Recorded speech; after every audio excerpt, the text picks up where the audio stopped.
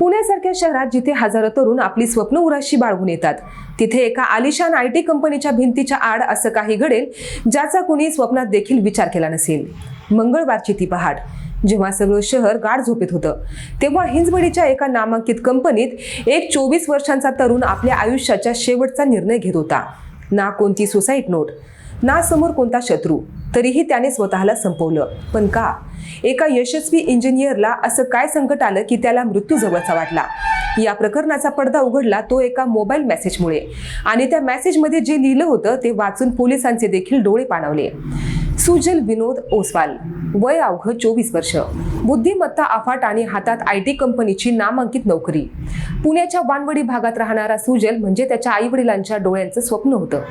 ज्या वयात तरुण आपल्या करिअरच्या पायऱ्या चढत असतात, त्याच वयात सुजलने हिंजवडीच्या IT पार्कमध्ये स्वतःची ओळख निर्माण केलेली होती। पण कोणालाही कल्पना नव्हती की या यशस्वी चेहऱ्यामागे एक भयानक नैराश्य दडलेलं आहे। मंगळवारी पहाटे ऑफिसमध्ये काम करत असताना अचानक तो कॅन्टीनच्या दिशेने गेला, पण तो नाश्ता करायला नाही तर आयुष्याचा शेवट करायला गेलेला होता। हिंजवडीतील त्या नामांकित कंपनीच्या कॅन्टीनमधील स्वच्छतागृहात सुजल बराच वेळ गेलेला होता। बराच वेळ झाला तरी तो बाहेर कसा येत नाही हे पाहून सुरक्षा रक्षकांना शंका आली। दरवाजा ठोठावून देखील प्रतिसाद मिळत नव्हता। अखेर दरवाजा उघडला गेला आणि समोर जे दृश्य होतं त्याने तिथल्या प्रत्येक कर्मचाऱ्याचा थरकाप उडाला। सुजलने आपल्याच मोबाईल चार्जरच्या केबलचा वापर करून गळफास घेतलेला होता। एका उच्च शिक्षित इंजिनियरने आपल्या कामाच्या ठिकाणीच असं टोकाचं पाऊल का उचललं असावं, या विचाराने संपूर्ण पुणे हादरलं। घटनेची माहिती मिळताच हिंजवडी पोलिसांनी धाव घेतली। सुरुवातीला हा घातपात की आत्महत्या याबाबत चर्चा सुरू होत्या, मात्र जेव्हा सुजलचा मोबाईल तपासण्यात आला तेव्हा या मृत्यूचं खरं आणि भयानक कारण समोर आलं। सुजलने मृत्यूच्या काही क्षण आधी आपल्या जवळच्या नातेवाईकांना व्हॉट्सअपवर एक मेसेज पाठवलेला होता। तो मेसेज केवळ एक निरोप नव्हता, तर त्याने स्वतःला ज्या गर्दीत झोकून दिलेलं होतं त्याची ती कबुली होती। त्या मेसेजमध्ये त्याने स्पष्टपणे लिहिलं होतं की तो कशाचा तरी आहारी गेलेला आहे आणि आता त्यातून बाहेर पडणं त्याला अशक्य झालेलं आहे।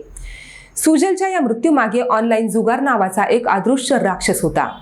ज्या ऑनलाईन बेटिंग आणि सट्ट्याला अनेक तरुण केवळ विरंगुळा समजतात, त्याच व्यसनाने सुजलचा बळी घेतला।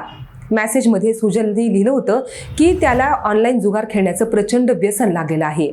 सुरुवातीला कदाचित मजेत सुरू झालेला हा खेळ कधी त्याच्या जीवावर उठला हे त्याला देखील कळलं नाही।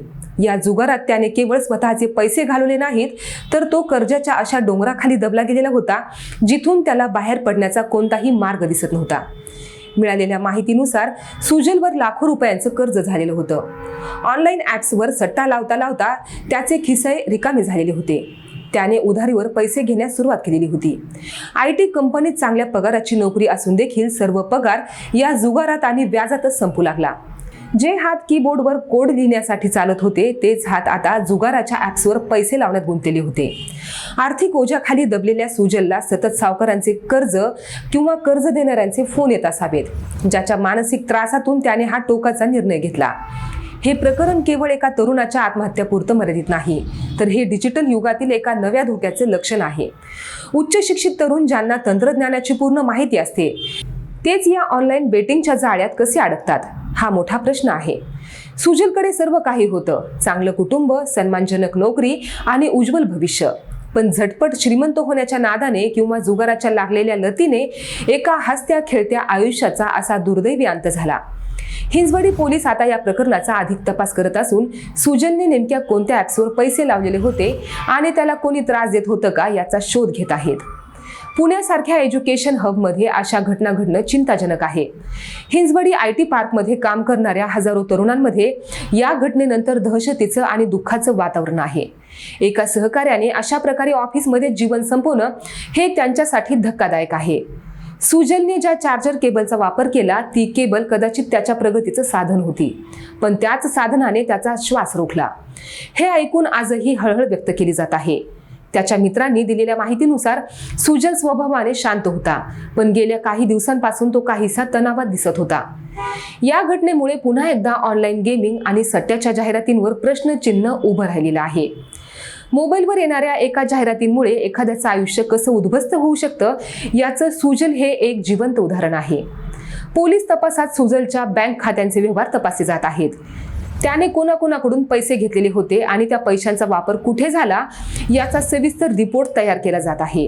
प्राथमिक माहितीनुसार सुजलवर असलेल्या कर्जाची रक्कम इतकी मोठी होती की त्याच्या पगारातून ती फेडणं त्याला शक्य नव्हतं. त्यातच येणारे फोन आणि समाजातील पत जाण्याची भीती यामुळे तो नैराश्यात गेलेला होता. मी चुकीच्या मार्गाला लागलेलो आहे, मला माफ करा, असा भाव त्याच्या शेवटच्या संवादात होता असं बोललं जातंय.